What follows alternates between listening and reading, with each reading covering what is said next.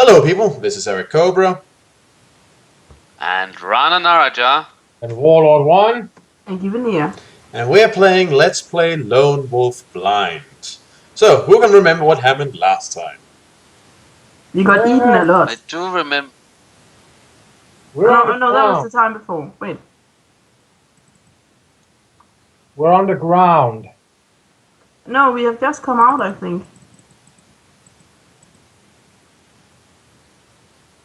No, we can't remember what happened last time. Right, well there's this country to the south, I can't remember exactly what it's called, where there's usually an influx of gold and gems and minerals and all stuff. And that's suddenly stopped. So the king sent an army of red shirts out to check it, and they didn't come back. So he sent you and an army of red shirts out. And in that process, the red shirts got slaughtered in various gruesome ways, and, well, not all of them, as far as we know, some of them ran away. In not a coward move, but a tactical move. And then you found a mine, and you waltzed into it, and kicked some ass here and there, and you're still down there. Still trying to figure out, A, where did all those, who's sabotaging the minerals and all stuff?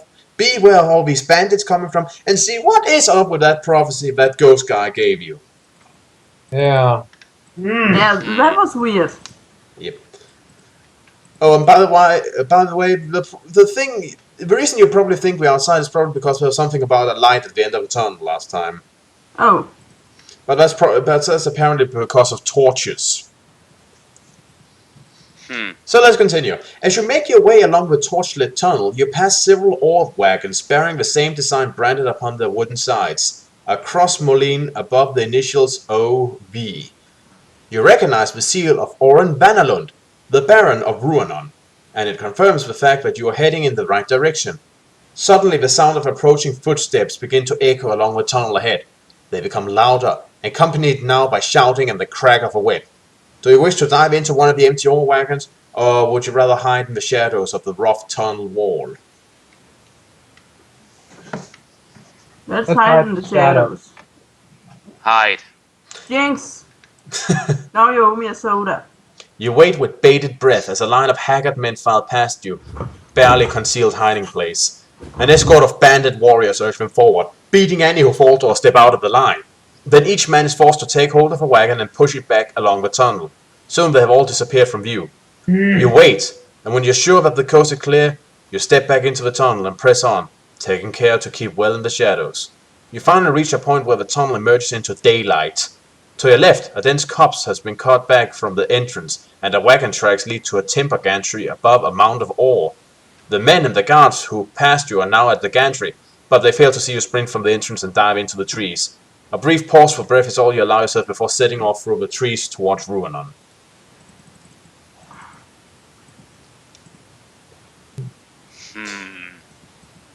The trees are alive with bandit patrols, but your quick wits and Kai skills prevent you from being seen by them.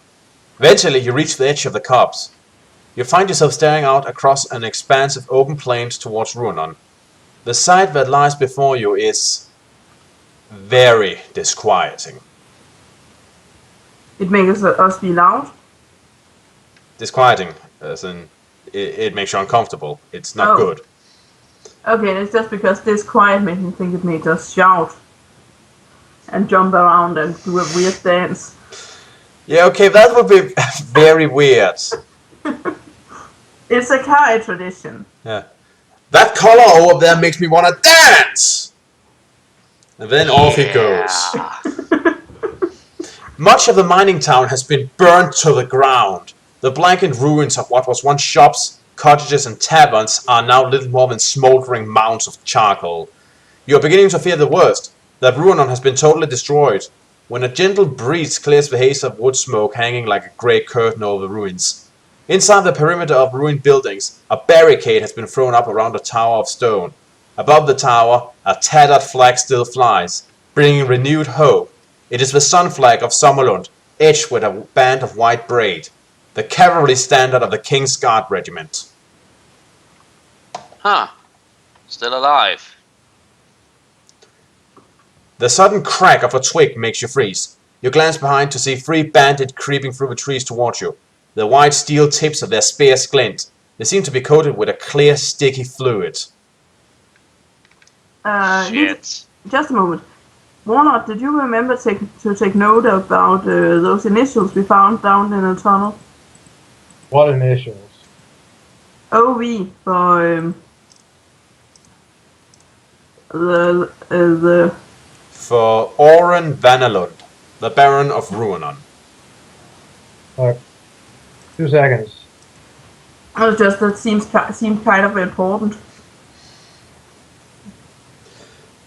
In any case, I don't remember ever having visited a place called Gaunt Cove, but you do have a kind discipline of hunting and you can use it now.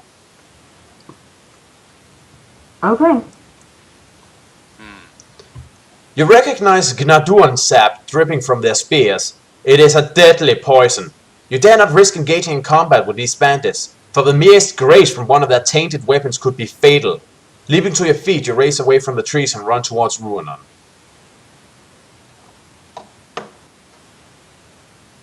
Okay. I know that this is stupid, but I have forgotten where we were going. Is Ruanon our destination, or was we on our way to Croatia? You are on your way to Ruanon. That was Oh. your destination, too, because that's where all the minerals and iron and stuff came from, and then they stopped coming from there.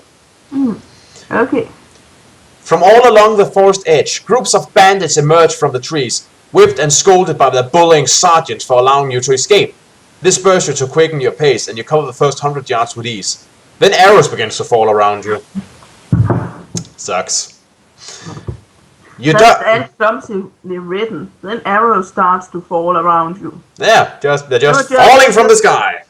Oh, I thought they were just standing on end and just started falling. You duck and weave, making yourself a difficult target for the archers, and gradually the falling shafts dwindle in number. You smile at their futile attempt to stop you, but your confidence is soon shaken by a pack of snarling warhounds breaking out of the woods to your right. They are off the leash and hungry for blood. You're less than 500 yards from Ruanon, but the warhounds are closing in. Do you wish to try to quicken your pace and try to outrun them, or would you rather fight them? We I think try we to should try outrun them. Yeah, if we try to fight them, I'm pretty sure the others will start to catch up. So try to outrun them. Also, their weapons are dripping with that poison thingy. Yeah. Although I would have Yeah, we said don't that want them maybe. guys catching up with us. Okay, So okay, I there's see a your, if we stop to fight. So All right. I see your point, but it is. Yeah. What was it you wanted to say, Rana? I see your point, but the idea of trying to outrun a warhound is sort of like. It is very difficult, but yeah, I say we do it. Okay. You try to ignore your aching legs and the fear that knot your stomach by forcing your concentration on the sun flag, a fluttering symbol of hope in the distance. Your face is streaked with sweat and your lungs feels as though they will burst, but you dare not slacken your pace. The thought of warhound fangs closing and tugging on your skin is all you need to drive you forward. At 400 yards you can see the barricade and watchtower inhabited, but at this distance the faces you can see are only a line of small pink dots on the walls. At 300 yards you run into some gruesome remains, where the corpses of bandits lie twisted on the ground, most killed by arrows. Many have lain in the open for weeks. A flock of startled carrion crows rise shrieking from their feast as you race through the bodies. You turn away in disgust.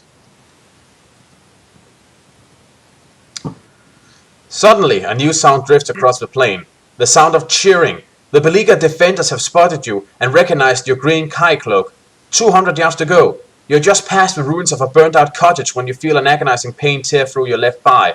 An arrow has pierced your leg, and you pitch forward into the mud and ash. God damn it. Ow. Crouched in the ruined cottage, a bandit sniper raises his bow and takes careful aim at your head. Roll the die! Okay. 8. A scream of pain and terror fills the air. The sniper crashes to the ground as the jaws of a warhound clamps tightly around his neck. Other hounds are drawn by his ghastly screams and he is soon ripped to pieces.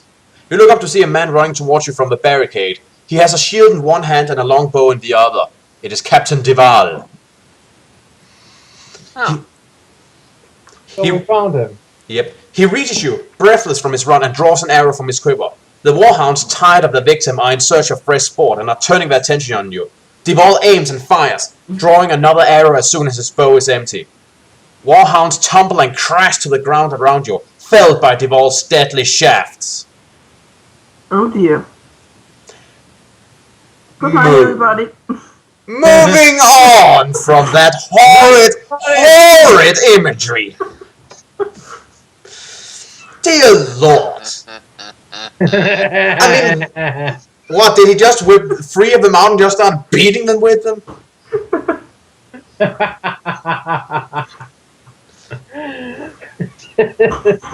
Moving on.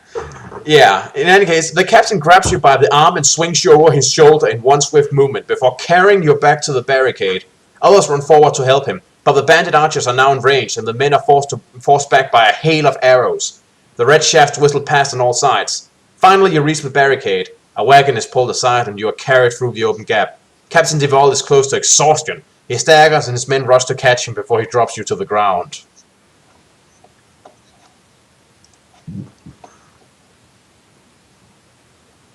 And? Well, I just want to hear if you had anything to say. That guy's. I just want to say that guy's awesome. Yeah. A circle of unshaven faces are staring down at you. A soldier cradles your leg as another snaps the shaft buried deeply in your thigh. But before you can even cry out in pain, he has drawn the arrow from your leg with one swift tug.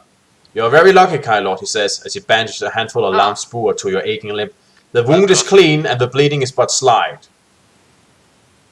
Yeah, such a long that these bandits didn't think to dip their arrows in poison. Yep. Maybe they have a limited supply of it.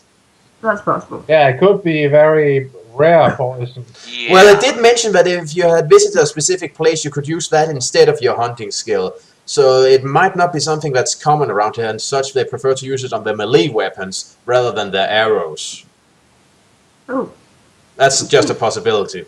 Yeah, I mean, if you find an arrow, you risk missing. Mm. And that's just a waste of valuable poison. Yeah, I mean, you still risk missing with a melee weapon, but then you can at least more easily use it again.